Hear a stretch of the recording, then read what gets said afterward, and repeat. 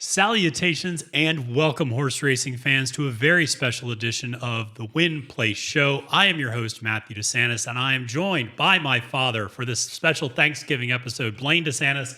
Dad, thank you so much for coming on the show. Well, that was the cost of eating with us. I said, if you're going to take our Thanksgiving dinner, you got to have me on the show. Glad to be with you and have a great time. Yeah, no, this is wonderful. And I know so many of our listeners went home to their families over the holidays. And I think horse racing is just a very family-centric event. So many of us learned from our parents and got introduced to the sport through our parents. So I thought it was only appropriate to have my dad here handicap the Saturday races at Del Mar that are featured by the Grade 1 Hollywood Derby, the Grade 2 Seabiscuit Handicap, and the Grade 3 Jimmy Durante Stakes. Dad, what do you think of those names of the stakes races? Actually, those are classics. Classic names, yeah. Great names. So just a big thank you again to all of our listeners and viewers. We really do appreciate all of the support. And just a quick reminder to make sure to follow, download, rate, review, and share the Win Play Show on the podcast platform of your choice, and to head over to YouTube and subscribe to the Win Play Show so you can watch all of our episodes as well, where we do race previews, interviews with prominent figures from around the horse racing industry. And then I also have my podcast-only race recaps that come out on Monday. And just a reminder for you stable duel players, this Saturday at Del Mar, there is a really big $20,000 contest. That's a $150 buy-in, but make sure to head over to amalfimedia.com to get all of my picks for Saturday's races at Del Mar.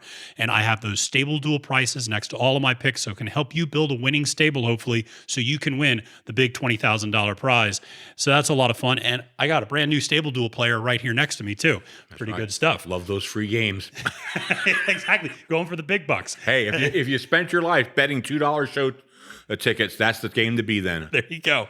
So I also want to say thank you. If those of you watching on YouTube, you can see we have our little Breeders' Cup thermoses. And I just wanted to say a big thank you to a family friend of ours, Emily, who was out at the Breeders' Cup 3 weeks ago at Del Mar, picked up some nice swag for us. So big thank you to Emily.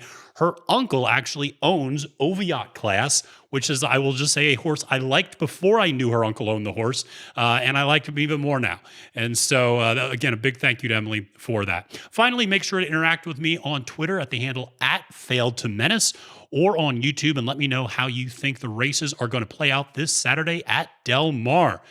Okay, well, Dad, part of the reason I wanted to have you on this show is you went to law school out at Pepperdine in Southern California. That's right. And you did a lot of time at the track. I've heard more about your time at the track than I did your time at law school. Exactly. So I was curious, what was it like going to the tracks, Santa Anita, Los Alamitos, Del Mar, when you were out in law school in the mid-'70s? It was heaven. Oh, it was the greatest thing. I tell you, I had a great time out there. I loved Los Alamitos because that was purely a harness track when I was out there. And then during the Orange County Fair, they would bring in horses and run thoroughbreds. Well, I don't know if they were thoroughbreds, but most of them came from Tijuana because it was a tight half-mile track, and they did well in that. But that was wonderful. Only time I've ever been carded in my life was at the infield of Santa Anita.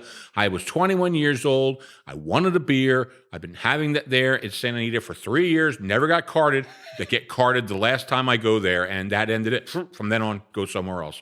But I had a great time. Loved Del Mar, loved Los Alamitos, and I absolutely loved Santa Anita. Yeah, it's beautiful out there. And so I can't wait to get out there. I'd love to get out there with you sometime. And so I'm curious, though, you taught me how to read a racing form back in the good old days at Penn National, back in the early 1990s. Right. And you always used to joke the next stop was the glue factory for those horses that weren't able to win. But that said, even though you taught me how to read a racing form, I think you and I differ a little bit on how we handicap a race. So what are some of the ways you like to handicap a race, and what do you look for? Okay, I love a name. Okay. I know that sounds absolutely stupid, but that's the first thing that attracts me to a horse. What is the horse's name? If it's boring, I don't really want to look at it, but sometimes you have to, okay? Sometimes you need, but I like to look at that. I like to look at speed figures, and I like to look at the jockeys pretty much that way. You know, when you're growing up at Penn National, there weren't many good jockeys. There weren't many good horses. So it's like, and they were running them back then every week. You know, those horses run every week.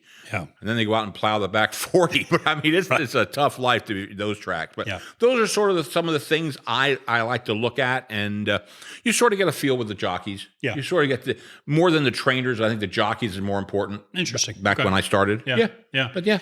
And you are a notorious front runner. You love your favorites. I do love it. That's you see, I if you're more than a 5-1 favorite, you should not even be allowed in the race. Nay. I am terrible with long shots. Forget it. I don't understand why they're there. Okay. There's nothing that indicates they should win. And yet they do. And that I tear my hair out when that happens. Teared my hair out when this happens. So anyway, I am notorious for liking a horse that's short odds. Yeah. Let's put it that way. And you can see how much hair he has left, so you can see how many long shots have won during his time. So very true. Let's dive into the first race of the day. Well, not the first race of the day, but the first of the 3 graded stakes races. And that is, of course, the Seabiscuit Handicap. And that is a 1.16 miles on the turf for 3-year-olds and up. So let's take a look at this 7-horse field. Going on from the number 1 post is Indian Peak, trained by Pete Miller and jockeyed by Juan Hernandez. Then Field Pass, trained by Mike Maker and jockeyed by Umberto Rispoli. Flop Shot, an Irish horse trained by Chad Brown and jockeyed by Irad Ortiz Jr. Then Bob and Jackie, trained by Richard Baltus and jockeyed by John Velasquez. And then Majestic Eagle, trained by Neil Drysdale and jockeyed by Flavian Pratt. Lambo, trained by John Sheriffs and jockeyed by Edwin Maldonado. And then finally, coming in at the 7th post is Sacred Life, a French horse, the second of the 2 Chad Brown horses, jockeyed by Irad's brother, Jose Ortiz. And that horse is the morning line favorite, going off at 8-5. So with that said, I feel like that's a perfect setup for you. I'm going to turn things over to you, Dad. Where do you look in this race? Who are your top 3? What are some horses that stand out? First things first. The best name, Flop Shot. Okay, you got to love a horse called Flop Shot. That's true. And coming from Ireland, I really like that. I like these on turf. I like the European bred horses. And I love the fact that they're coming out of the chute. Yeah. I love that they're coming off the chute. So Flop Shot is one I really like a lot. I also, Sacre Bleu. I like the French one, Sacred Life. I think Sacred Life is a winner in this one. And Bob and Jackie also look top to me, okay? Yeah. I know some people like Majestic Eagle, and we may get into that later, but last time he ran at the Seabiscuit last year, finished 7th. Yeah. And if he couldn't do it as a younger horse, ain't going to do it against this field, folks. Yeah. That's where I go. That's where I like. And Field Pass, I don't know. Yeah. So that's interesting. So I like Field Pass a little bit. This is a horse that you're not going to, he's battle tested, and that this is a horse that's run 10 straight graded stakes races, 3 grade 1s, 4 grade 2s, 3 grade 3s. He's been in the money 5 out of 10 times in those races. His only really poor performances have been at the grade 1s. I really like Umberto Rispoli as the jockey. He just finished second, I think, last time out to Sacred Life in the Knickerbocker Stakes, which is the grade 3 race up at Belmont. So I think there's something there. The other thing I'll say is you talked about coming out of the chute. One of the things that happens, particularly at the 1.16 miles, because you don't have long in the chute before you make that turn into the main track, you can sometimes really get pushed out wide if you are breaking from that outside post position. So I kind of like that Field Pass is breaking for the inside and get a little bit maybe of a ground saving trip there. Let me just say, everything you said about Field Pass sounds really good. Yeah. But here's my question. Yeah. When was the last time you won a grade 2 race? It's been quite a while. Yeah, he won a grade 3. Okay, and he won 2 grade 3s. But you're right, he has not won a grade 2 recently. And so, I mean, it definitely. I think he's the second choice behind Sacred Heart, who I like very much, or Sacred Life, I should say. This is the other Chad Brown horse. Extraordinarily consistent speed figures, very consistent at the graded stakes level. A lot to like there. Won the last time out at the Knickerbocker. Very nice workouts. Shipping East. The outside post position, I think, concerns me a little bit. I'm also going to be interested in the fact that this could end up being a pretty hot pace in this race because Lambo really likes to go for the lead, and so does Flop Shot and Field Pass. And I think if the Field Pass and Flop Shot were smart, they would let Lambo kind of run that rabbit and run that pace out front, and they'd sit more in the stalking position and have something to run into late. So we'll see. I like you also like Flop Shot, the Ransom. This is a horse that had almost a year and a half off in between races, between June 2020 and September 2021. Came back and ran two really strong second places. If you look at buyer speed figures, it's right there with any other horse in the field. So it finished second last time out to Value Engineering, who admittedly did not have a great showing at the Grade 2 Red Smith last week. So that's something to potentially be concerned about. But, I do like Field Pass, Flop Shot, and Sacred Life here quite a bit. So who do you have to win in this particular race? I got the French one. I got Sacred Life going for the win. I've got over here, and excuse me, people. This is Mr. Technology. I'm old school here. I have paper, so I gotta be moving back and forth. Okay, so I have Sacred Life first. I've got Flop Shot coming in second, and in that show position, Bob and Jackie. Yeah, let's talk a little bit about Bob and Jackie. All right. This is, if you're going to play a horse for a course, this is that horse. Yep. Yeah. 6 races at Del Mar, 3 wins and a second. And nice speed numbers, and really nice speed numbers. I mean, I'll tell you, they may be as good as anybody in this field almost. So I just, as a show bet, that's my horse. There you go. And finished second to Snapper Sinclair last time out. That's right. Snapper was, of course, at the Breeders' Cup, so has really run against some very strong competition. So I have to win Field Pass. I have Sacred Life to place. I think you're just going to see a flip-flop of the Knickerbocker, and then I'm playing Flop Shop underneath to show. So with that being said, let's head to the second of the 3 graded stakes races, which is the Grade 3 Jimmy Durante Stakes. And let's take a look at this field, and that is 1 mile on turf for 2-year-old fillies. So this is a juvenile race. It's a nice 11-horse field. And let's start with the number 1 post position, Awake at Midnight, trained by Doug O'Neill and jockeyed by Mario Gutierrez. Then Miss Bellatrix, trained by Doug O'Neill and jockeyed by John Velasquez. And then Tezzeret, a British horse trained by Pete Miller and jockeyed by Irad Ortiz Jr. Taurus, trained by Dan Blacker and jockeyed by Abel Cedillo. Travel Smart, another Pete Miller horse, jockeyed by Flavian Pratt. Liam's Dove, the third Pete Miller horse in this field, jockeyed by Juan Hernandez. Then you go to Reem Zabil, an Irish horse trained by Anna May and jockeyed by Kyle Frey, who just recently got his 1,000th victory as a jockey. And then you have another French horse, Virulent, trained by Phil D'Amato and jockeyed by Drayden Van Dyke. Half Past 12, trained by Steve Knapp and jockeyed by Diego Pereira. Sparkle Blue, trained by Graham Motion and jockeyed by Jose Ortiz. And then finally, you have the morning line favorite, actually on the far outside, Helen's Well, an Irish horse trained by Phil D'Amato and jockeyed by Umberto Rispoli. So, how do we see the Jimmy Durante Stakes playing out that? Who do you like here? This is a big field with a lot of horses to like, I think. So where are you going? A lot of them. By the way, this is being run on the Jimmy Durante turf course. It's It's named after that's right. Pretty great. Yeah, well, again, where do I start? I start out with Tezzeret. Okay. Love the name when I first saw it. I like Tezzeret. And then if you know me, I'm Awake at Midnight. So that's why the number 1 horse always is appealing to me. Yeah. Okay. But the way I see it, I sort of like this Sparkle Blue. Sparky or Sparkle? Sparkle Blue. Yeah. Really nice. 2 out of 3 wins. It's very good, 2 wins, 3 races this year. I think he's got a real good, he's got the Juan Ortiz brother on him. Yep. Okay. Yep. Again, I think the numbers are good. Nobody's got great speed numbers, but they're 2-year-olds. What do you expect? Right.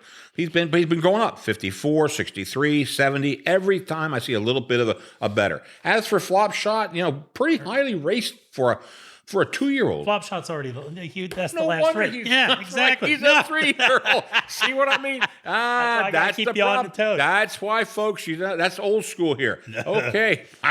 Boy, do I feel like a fool. But anyway, No. hey, but again, I But like you like speed. Awake at Midnight, who Yes, ran a I really did. big Yes, maiden. he did. Yeah. Yes, yep. Very nice. Very good run there at Santa Anita. Yep. A good race, and I think he's a winner. And Tezzeret, for some reason, I just like the name, and I like the fact that Irad is on it too. Broke his maiden at Del Mar. Yes, and so ran well. He's going to run well on this turf course. And yeah, when you have Irad, and certainly that's a big impact. He's been heating up lately again, Zia Park, and he's been running well. So if he doesn't run well in the 5, I'm going to have Flop Shot come over and run the 7. How's that? yeah. Let's get him back over there in the next There race. we go. And if he doesn't do that well there, just keep running Keep to the 9th. going. Yeah, just keep going. Go out the back gate. Just keep going. We'll have fun with that. So So you and I agree on Sparkle Blue. I think Sparkle Blue is a really good horse. You mentioned it just kind of consistently getting better. I like to see that. Beat Miss Bellatrix, who's a nice horse that's also in this race last time out, and has stepped up. Broke a maiden the first time out, then went to, and has also traveled around a lot. Went from Colonial Downs in Virginia to Laurel in Maryland, then out to California, has been out and then been training at the fairgrounds. So this is a horse that's been around quite a bit, traveled well, and has run well everywhere they've been. So, took a step up to non-graded stakes the second time out, finished fourth, which was perfectly respectable to Consumer Spending, who was a Breeders' Cup quality horse. And then you had that 70 buyer speed figure last time out and an $80,000 optional claiming. So I do like this horse quite a bit. The horse that I do like the favorite here, Helen's Well, quite a bit on the far outside. That does concern me a little bit, just because that outside post position, you just never know how the break's going to take place. But that's a horse that ran in the Breeders' Cup just 3 weeks ago and ran in the turf, the juvenile turf, finished 8th in that race, but only by about 2.5 lengths, has come off and has run really nice workouts since that race. So you get a sense that horse is fresh coming out of that, even though it's been a relatively short turnaround of 3 weeks. Has been running some really nice, consistent 5 furlong workouts coming out of that. So I like that quite a bit. And good numbers. The buyer speed numbers are going up every race. Every race going up, and just and again is not going to be intimidated. This is a horse that broke its maiden and then went straight to a non-graded stakes, and a grade 1. So now we're going to a grade 3. This is a horse that's going to be able to hold its own, you would think. As a horse that's finished second by a neck and second by a couple lengths at the non-graded stakes level, and lost a really good horse in Cairo Memories the one last 2 times out ago. So I like Helen's Well quite a bit. The other horse that I'm going to take a little bit of a shot out here is Travel Smart. And I know you called it that I was going to like this horse. This is a horse that went from dirt to turf, and you saw a massive jump in the speed figures. Went from 41 to 72. And also went up in distance, went from 5 furlongs in that first race to a mile in the second race. Now, granted, that second race was a maiden claimer, a $50,000 maiden claimer. So this is a big step up to a grade 3. Speed is speed. If you're fast, you're fast. That's exactly that right. translates. Right. I was always slow. That was genetically passed on to me. And so this horse has a nice turn of foot, too. If you look at how it ran last time out, it went from 6.5 back to up a length and a half by the end. So this is a horse that can really turn on the speed when it needs to. And it's got Flavian. That's the other thing that I like. That's big, I must admit. I like Flavian. Got Flavian. And if you notice, Flavian actually had been riding Helen's Well. And then Umberto's Rispoli took over for the Breeders' Cup. And now Umberto's staying on Helen's Well, but Flavian's staying on Travel Smart. So that might tell you a little bit about what Flavian thinks of Travel Smart. And maybe he thinks this is a special horse. So that's the way I'm seeing that play out. There are a lot of nice horses here. Liam's Dove's a nice horse, but that's a horse that tends to fade a little bit, I think, down the stretch. Should be up there in the lead, could be a hot pace that gets pressed. So I'm a little worried about that. That's part of the reason I'm worried about your Awake at Midnight. If it gets matched, if it gets locked up in a speed duel with Liam's Dove, I'm just a little worried maybe it fades down the stretch. But that was another horse that ran a monster first time out. So first time out, 71 speed figure. Yeah. You take a look at all these other ones. No one's running that first time out. No. Very fresh. Very fresh. Yeah, very fresh. And very nice workouts, too. If you look at like the 6 furlong most recently, at minute 14. So don't think the outside's as big a worry here because we don't have the shoot in this one. Right. We don't. And so shouldn't be quite as big of a deal. So I know you like Sparkle Blue. That's who you like to win. Right. And do you have an order underneath it? Tezzeret coming in second. Okay. And Awake at Midnight coming in at third. All right. And Awake at Midnight, believe it or not, 10-1. So you're getting a little bit of a value there on the long shot. See, that's that $2 show bet, Yeah, it might pay off pretty nicely. Never know. So I have in this one, I have Helen's Well to win. I have Sparkle Blue to place, and I have Travel Smart underneath to show. So let's go to the showstopper, the last one on the card, the Grade 1 Hollywood Derby. And let's take a look at this 14-horse field. This is a massive field. This is a 1.1 miles on turf for 3-year-old horses, not 3-year-olds and up, just 3-year-olds, and they're coming down the chute here as well. And so starting off in post position 1, you have Dicey Mochara, a British horse trained by Leonard Powell and jockeyed by Taylor Bays. Beyond Brilliant, trained by John Sheriffs and jockeyed by Kent DeSormo. Cathkin Peak, an Irish horse trained by Phil D'Amato and jockeyed by Flavian Pratt. Team Merchants, trained by Doug O'Neill and jockeyed by Mario Gutierrez. Then you have Hudson Ridge, a Bob Baffert horse, jockeyed by Mike Smith. Then you have Public Sector, a Chad Brown horse, one of his two in the race, jockeyed by the aforementioned Irad Ortiz Jr. Then Flashiest, interestingly enough, the only horse with Grade 1 experience in the field. That did not go well for Flashiest, but he at least ran in a Grade 1 race. Leonard Powell is the trainer and Abel Cedillo is the jockey. Sifting Sands, another British horse trained by Chad Brown and jockeyed by Irad's brother Jose Ortiz. It Can Be Done, trained by Greg Sacco and jockeyed by Joe Bravo. Zaffarelli, an Irish horse trained by Jeff Mullins and jockeyed by Drayden Van Dyke. Camp Hope, trained by Ken McPeak and jockeyed by Diego Pereira. Subconscious, trained by Richard Mandela and jockeyed by Juan Hernandez. In Effect, trained by Jack Sisterson and jockeyed by a gentleman who just had his birthday a couple days ago, John Velasquez. And then finally, in the 14th and final position, Santin, trained by Brendan Walsh and jockeyed by Umberto Rispoli. So, Dad, there's a lot of horses here. I wonder if they're all going to go to the post. Well, I wonder if that's going to happen. That's a legitimate question. I mean, it is rare to see a 14-horse field go all in to the post. And that's one of the reasons I'm not on Santin. Now, okay, I like Santin, but he's breaking at number 14. I know. And are they going to? Santin is 2 for 2.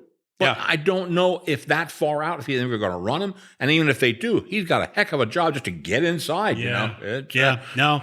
He could have to use up a lot of energy, get to the lead, or get shuffled back a little bit and try to find a pocket to fit in that, like, I don't know, 4, 5, 6 slot or something. And remember, we got to shoot in this one again. We do have the shoot. Now, we have a little bit longer in the shoot for them to sort themselves out before they go around the turn. But you're right. They're coming down the chute, so that is a concern. But that's a concern for a lot of the favorites because a lot of those favorites are outside. You look at Camp Hope, you look at Subconscious. Those are good horses that are breaking towards the outside. So where are you looking in this particular race? What are some horses you like? I'm looking at Caskin Peak, the Irish horse, okay? Yep.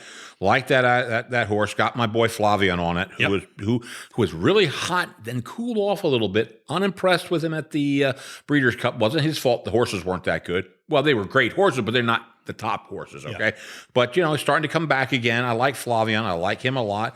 I like, as you said, Camp Hope. I like Subconscious a lot. Santin I really like, but I just worry about that 14th post position. And the other one, Public Sector is very nice. Yeah. Public Sector, the great British horse, very nice, very nice. 6 races this year, 4 wins and 2 seconds. Yeah, that's very good. Very consistent. I mean, you're not going to a lot of consistency there.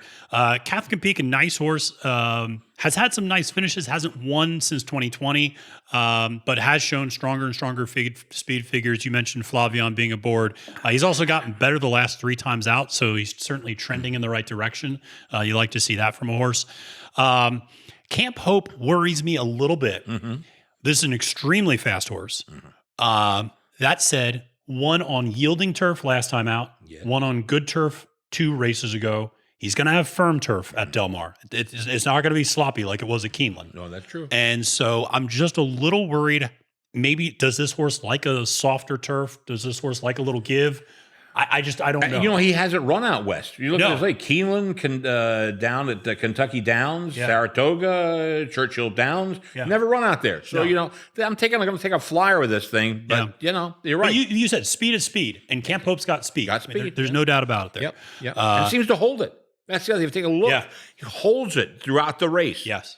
Yeah. Very strong horse. Yeah. I kind of was. I undersold Camp Hope last time out, and I regretted that. I thought he was going to finish 30 and ended up winning. But, I like the horse quite a bit.